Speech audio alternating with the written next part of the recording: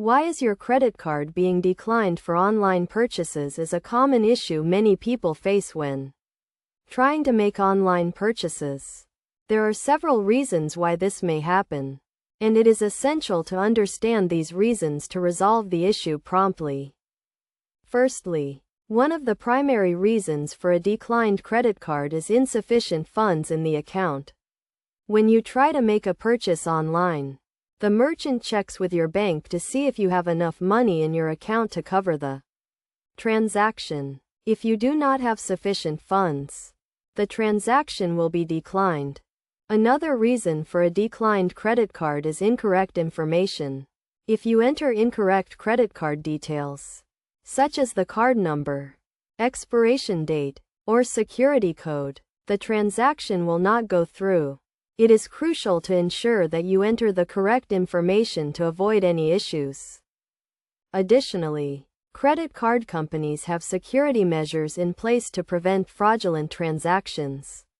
If the credit card company suspects that a transaction is fraudulent, it will decline the transaction. This can happen if you are making a purchase from a foreign country or if you are trying to make a large purchase. To fix a declined credit card online, you should first check your account balance to ensure that you have sufficient funds. You should also verify that you have entered the correct credit card details. If you have recently moved or changed your address, you should update your credit card information to reflect the changes. You should also contact your credit card company to see if there are any security restrictions on your account. The credit card company may be able to lift these restrictions or provide you with additional information on why the transaction was declined. In some cases, you may need to verify your identity with the credit card company to resolve the issue. This can be done by contacting the credit card company directly and providing them with the necessary information. It is also a good idea to use a different credit card or payment method to see if the issue is specific to one credit card.